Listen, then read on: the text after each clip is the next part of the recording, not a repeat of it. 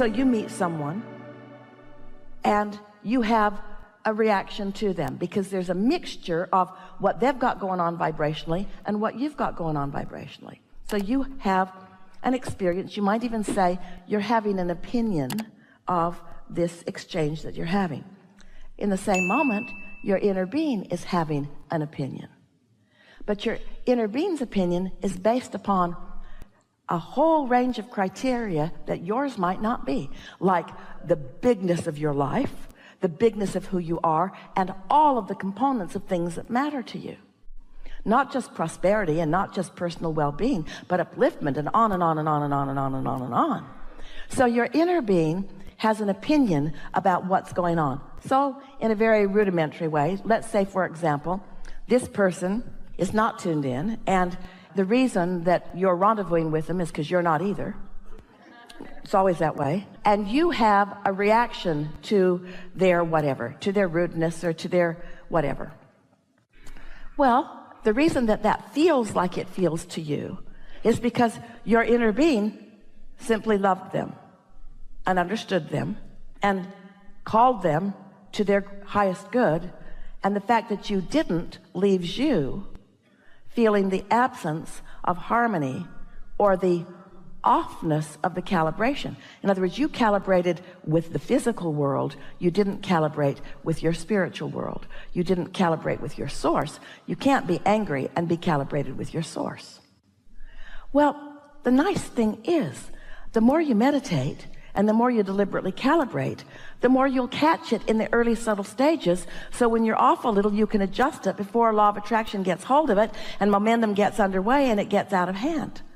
That's why beliefs get out of hand, is because you calibrate and then you attract and then you say, see, it is true. And then you join groups and you talk about what happens and you calibrate more until you have this argument around the world about what truths are.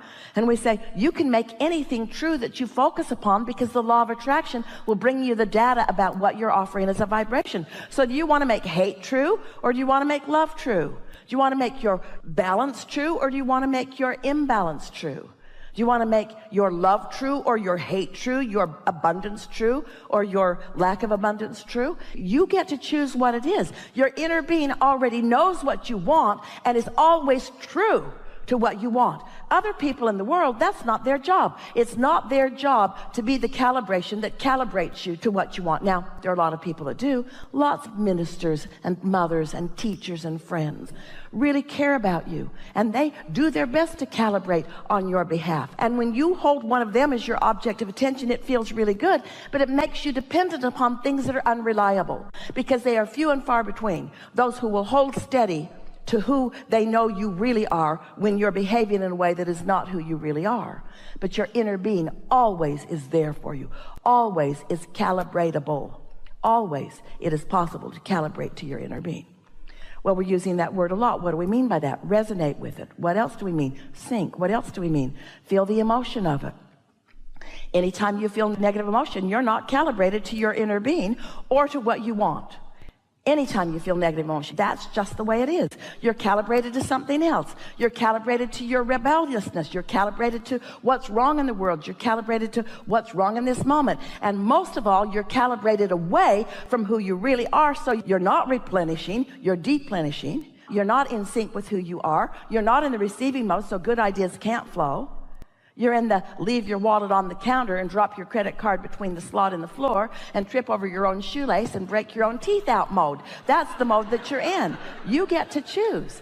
It gets better and better and better and better and better, or worse and worse and worse and worse and worse. And you get to decide where along the way you're going to tune in.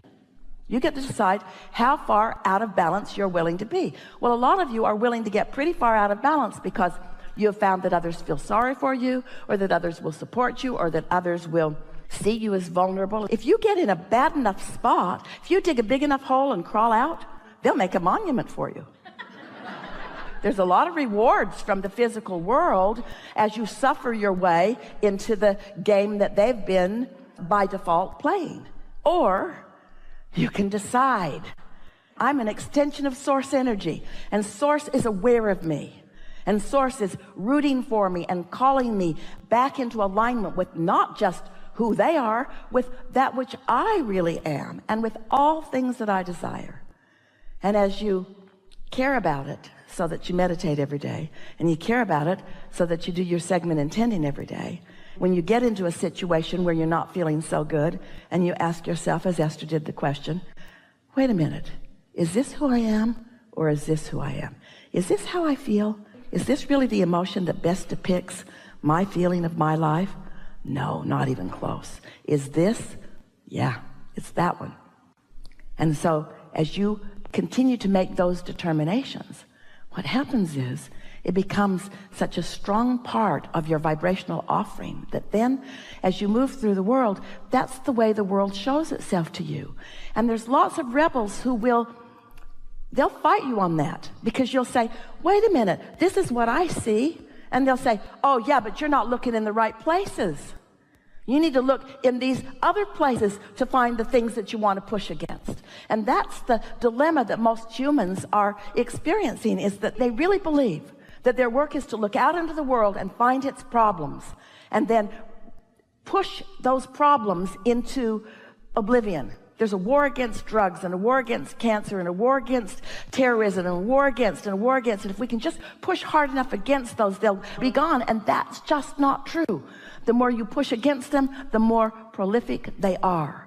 And so when you decide that you're going to tune into who you are, and you're tuned in, tapped in, turned on, and you're standing steady in your own shoes and steady in your own mind, and someone behaves in a way, they don't affect you because it's not about you. It's about them. If you saw someone in the street bleeding, we believe you would help them. But when you see someone in the street flipping you off, you don't feel so helpful. But they need you just the same. They're still asking for the love that they haven't been able to quite calibrate to. So think about this. If there are people in the world, and there are a lot of them, that have been living and observing life and have become rebellious and are pushing against all things unwanted, and they're hurting bad, and you decide you're tired of hurting, and you show yourself that there is another way, and you find relief in meditation, and then you do it often enough that you feel the true momentum of love and appreciation and joy in calibrating to who you are, and then you see someone out there in the world who is hurting, and you love them. You may very well give them, like beaming a satellite dish, a point of attention that they could calibrate to. They can't calibrate to their own inner being because they're so far from that. But if you love them anyway, and why would you love them anyway? Because you're a lover. You love because you're a lover. You don't love because they're lovable. If that were true, you'd all be really gone a long time ago. Source loves you even when you're not lovable, because Source loves, because Source is love, not because you're in the vibration of love. Source doesn't remove the vibration of love just because you're in a bad mood. Source just keeps loving. Know that sooner or later, usually later, you'll wind around into something and you'll taste it a little bit. But when you start doing this on purpose, when you start calibrating because you mean it, and you've shown yourself what that note is that you're calibrating to, and then you're walking around in the world and you're feeling good no matter what else is going on, there will be those who will resist you. What are you smiling about? Pretty much everything. What's wrong with you? Aren't you watching the news? Yeah, but I'm looking at it through the eyes of optimism. I'm looking at it for solutions. And I believe in the resources that are available to us that are coming forward. And I have enormous optimism for where we're all going. And actually, you might be giving them a lot more than they want, but I believe in our eternalness. I believe that we are eternal. And I believe that right here and now is all I have control over. So if I can't be present now and feel good, then I'm in deep doo-doo. If I need anything to shape up before I can have a knee-jerk positive response to it, then I'm going to be more unhappy than I am happy all of the days of my life. And I am not willing to do that. I've shown myself that happiness is a choice. Happiness is a choice, and so is clarity, and so is abundance, and so is love, and so is stability, and so is well-being, and so are great ideas, and so are inventions, and so are empires, and so are relationships. All of it is a choice. It is a choice so easy, so at your fingertips. It is a choice, you see. But you got to start with, am I resentful or am I a lover? You just got to make choices all day long. All day long. Esther put her seat back on the airplane, the half inch that it was willing to go. And she felt it bump the man behind. And she looked right around and she said, did I get you with that? He said, it's okay, you just surprised me. And Esther said, I don't need to recline. He said, no, it's okay. No, I don't need to recline. No, it's okay. They were fighting over who should be the nicest one. That's the kind of rebellion you want to be. No. I don't need to recline. No. Go ahead. Recline. You're not about it. No. It's okay. I don't need to recline. In other words, wouldn't it be nice if those are the kind of arguments that you're having with one another? No, you go. No, you go. No, you go. No, you go. No, you pay. I mean, oh, I'll pay.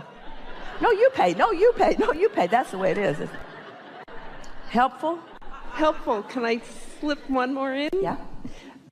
Why do I cry when I'm happy?